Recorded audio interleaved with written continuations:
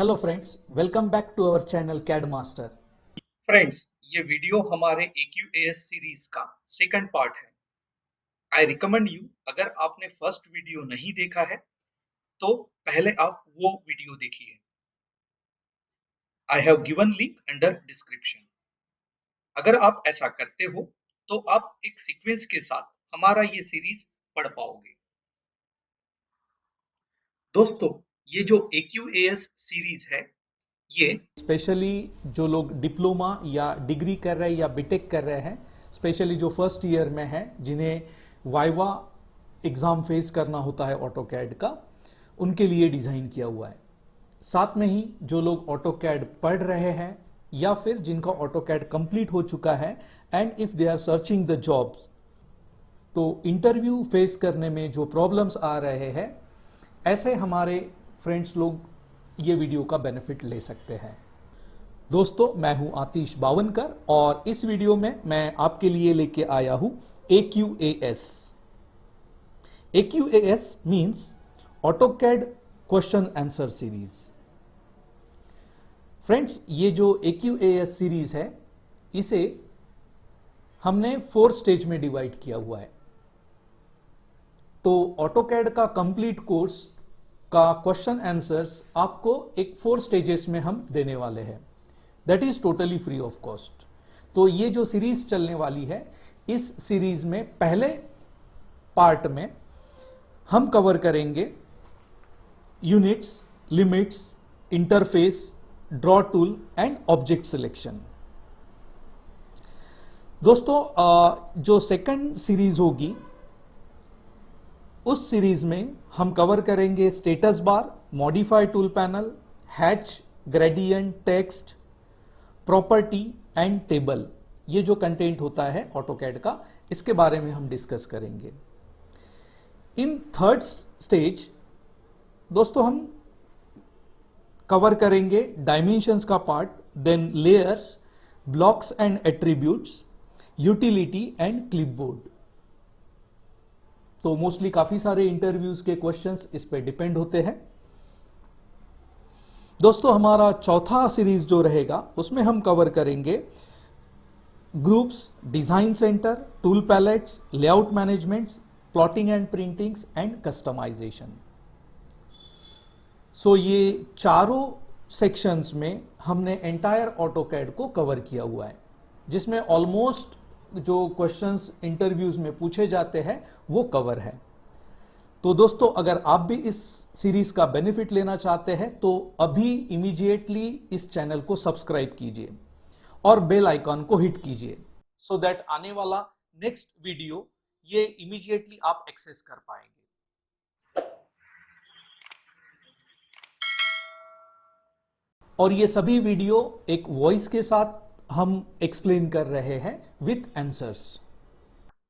सो चलो दोस्तों, देखते हैं हमारे AQAS सीरीज का दूसरा पार्ट, जिसमें हम कवर करेंगे status tool, modify tool, hatch, gradient and text, as well as property tools. So friends, हमारे AQAS सेकेंड सीरीज का पहला क्वेश्चन है, प्रेस द F8 की ऑफ द कीबोर्ड फॉर। और हमारे पास ऑप्शंस है, ए ग्रिड ऑन और ऑफ, बी स्नैप ऑन और ऑफ, सी ऑर्थो ऑन और ऑफ, या डी ओ स्नैप ऑन और ऑफ। सो फ्रेंड्स, F8 की ये एक फंक्शनल की होता है जो जनरली आपको कीबोर्ड पे देखने को मिलेगा। और हमारे काफी सारे स्टेटस बार के टूल्स, ये जो कंट्रोल किए जाते हैं, वो मोस्टली फंक्शनल की से कंट्रोल किए जाते हैं। तो F8 की ये जनरली हम यूज करते हैं to control the ortho mode on और ऑफ। बेसिकली ऑर्थो मोड से हम जब लाइन क्रिएट करते हैं ऑटोकैड में, तो उसे आइदर स्ट्रेट हॉरिजॉन्टल या फिर वर्टिकल हमें करना होता है, तो इसके लिए हम यूज करते हैं ऑर्थो मोड। सो दोस्तों, हमारा सही आंसर रहेगा C, that is ortho on off. दोस्तों, हमारा दूसरा क्वेश्चन है, प्रेस द F9 की of the keyboard for. F9 ये फंक्शनल की किस कमांड्स के लिए हम यूज करते हैं। दोस्तों F9 का यूज बेसिकली जो स्नैप मोड होता है उसे ऑन या ऑफ करने के लिए होता है। बेसिकली स्नैप मोड को ऑन ऑफ हम इसलिए करते हैं ताकि हम हमारा जो पॉइंटर है उसे हम ग्रिड पे जंप करवा सके, ग्रिड टू ग्रिड जंप करवा सके। इन केस अगर आपको ग्रिड टू ग्रिड जंप करवाना है स्नैप को, तो आप स्नैप को ऑन रख सकते हैं, या फिर आपको अगर नहीं करवाना है ऐसा तो उसे आप ऑफ कर सकते हैं, और इसे ऑन और ऑफ करने के लिए आप यूज कर सकते हैं फंक्शनल की F9। हमारा दोस्तों आंसर रहेगा बी। फ्रेंड्स, हमारा तीसरा क्वेश्चन है, which state grid is use to design perspective. हमारे पास ऑप्शंस है parametric, B isometric, C prooptic, या चौथा रेक्टेंगुलर। तो बेसिकली जब हम ऑटोकैड में काम करते हैं तो हमारे पास में रेक्टेंगुलर, पोलर या आइसोमेट्रिक ऐसे सेटिंग्स के ऑप्शंस होते हैं। ये आपको ऑप्शंस ड्राफ्टिंग सेटिंग में मिलेंगे। जब आप ग्रिड सेटिंग में जाएंगे तो आपको देखने को मिलेगा isometric, rectangular and polar setting. तो दोस्तों जनरली हम काम करते हैं रेक्टेंगुलर ग्रिड डिजाइन पे, बट अगर हमें पर्सपेक्टिव पे काम करना होता है तो फिर हमें सिलेक्ट करना होता है आइसोमेट्रिक। तो फिर ये जो आंसर रहेगा हमारा बी, दैट इज आइसोमेट्रिक। दोस्तों हमारा चौथा क्वेश्चन है, how many snap point does an object have. एक ऑब्जेक्ट पे कितने स्नैप पॉइंट होते हैं। तो फ्रेंड्स इसमें ऐसा होता है कि स्नैप पॉइंट ये तो ऑब्जेक्ट पे डिपेंड होता है। अगर आप सिंपल लाइन सिलेक्ट करोगे तो मोस्टली इसमें 3 पॉइंट आएंगे, 2 एंड पॉइंट और एक सेंटर पॉइंट। अगर आप सर्कल सिलेक्ट करते हो तो उसमें 5 पॉइंट आते हैं, 4 क्वाड्रेंट पॉइंट और एक सेंटर पॉइंट। अगर आप ट्रायंगल यूज करते हो तो उसमें 3 पॉइंट दिखते हैं, और अगर हम रेक्टेंगल सिलेक्ट करते हैं तो 4 पॉइंट दिखते हैं। तो दोस्तों हमारा इसमें आंसर रहेगा डिपेंड ऑन द ऑब्जेक्ट। तो you can choose the answer D for this question. दोस्तों हमारा पांचवा क्वेश्चन है, the dynamic input system can be toggle on और ऑफ बाय प्रेसिंग विच की ऑफ द कीबोर्ड। तो कौन सी फंक्शनल की हमें यूज करनी चाहिए अगर हमें डायनामिक इनपुट ऑन करना है या ऑफ करना है। बेसिकली दोस्तों जो डायनामिक इनपुट होता है वो हम इसलिए यूज करते हैं ताकि जब हम लाइन क्रिएट करें तो लाइन के साथ हमें डायमेंशंस और उस लाइन का एंगल अगर हमें डिस्प्ले करना है स्क्रीन पे तो हम डायनामिक इनपुट को ऑन करते हैं। तो जब भी आप लाइन क्रिएट कर रहे हो और आपको लाइन के साथ में डायमेंशंस, लाइन के डायमेंशंस और उसका एंगल अगर शो करना है तो आप डायनामिक इनपुट ऑन कर सकते हैं, और डायनामिक इनपुट को ऑन करने के लिए आप F12 बटन को प्रेस कर सकते हैं। हमारा दोस्तों इसमें आंसर रहेगा सी, F12। दोस्तों हमारा 6 क्वेश्चन है, when the F6 key of the keyboard is pressed the following facility is turned on or off। Basically functional की F6 ये डायनामिक यूसीएस के लिए जनरली हम यूज करते हैं। दोस्तों इसमें आंसर रहेगा D, that is DYN। It is a dynamic UCS. Which of the following are not the part of OSNAP mode? दोस्तों जो ऑब्जेक्ट स्नैप मोड होता है वो बेसिकली आपने देखा होगा जब आप वर्क करते हो ऑटोकैड पे, तो जैसे आपने अगर सर्कल सिलेक्ट किया तो उसमें आपको सेंटर ये पॉइंट नोट किया हुआ दिखेगा। अगर आप किसी लाइन के ऊपर कर्सर को मूव करते हो तो नियरेस्ट पॉइंट का ऑब्जेक्ट स्नैप आपको देखने को मिलेगा, या किसी लाइन के मिड पे अगर आप कर्सर मूव करते हो तो मिड पॉइंट शो करेगा, राइट, या किसी सर्कल के सेंटर पे आप कर्सर मूव करते हो तो वो सेंटर पॉइंट नोट कराएगा। ये काफी सारे ऑप्शंस ऑब्जेक्ट स्नैप मोड में अवेलेबल होते हैं, बट ये ओरिजिन ऑप्शंस वहां अवेलेबल नहीं होता। तो हमारा आंसर रहेगा इस क्वेश्चन के लिए सी, ओरिजिन। दोस्तों हमारा 8वां क्वेश्चन जो कि ट्रू एंड फॉल्स से रिलेट करता है, you can change polar tracking angle to any angle of your choice. तो दोस्तों ये सही से स्टेटमेंट है, हम पोलर ट्रैकिंग एंगल को हमारे अकॉर्डिंगली सिलेक्ट कर सकते हैं। सो जब भी आपको कोई लाइन को पर्टिकुलर एंगल में सेट करवाना है तो आप वो एंगल को सेट कर सकते हैं, सो दैट जब आप उस पर्टिकुलर एंगल के लिए कर्सर को मूव करेंगे तो वो वहां एक पॉज दे देगा आपको। तो इसका आंसर रहेगा दोस्तों A, that is the true statement.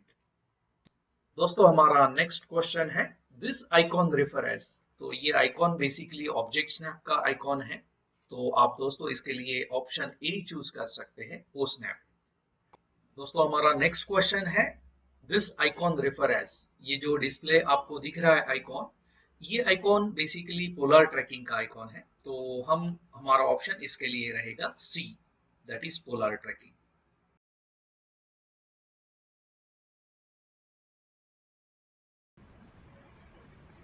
सो हमारे AQAS सेकेंड सीरीज का मॉडिफाई टूल का पहला क्वेश्चन है, the command line abbreviation for the copy tool is.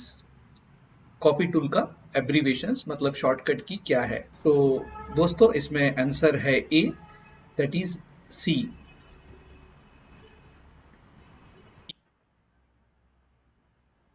हमारा सेकंड क्वेश्चन है, chamfer command can be used to obtain। our options are A sharp corner, B round corner, C both of the above, D none of the above। so हम chamfer का use basically slant edge create करने के लिए करते हैं। so here our options is D, none of the above। our third question is, what you cannot create from the command offset। हमारे options है A vertical straight, B concentric circles, C 3 parallel lines and D parallel arcs. Basically offset command ये objects को offset करने के लिए use किया जाता है, जिससे आप कोई भी आर्क को पैरेलली ऑफसेट कर सकते हो, किसी भी सर्कल को कॉन्सेंट्रिक ऑफसेट कर सकते हो, या किसी लाइन को आप पैरेलली ऑफसेट कर सकते हो, but you can not create the vertical straight line by using offset. So हमारा यहाँ पे ऑप्शन रहेगा ए वर्टिकल स्ट्रेट।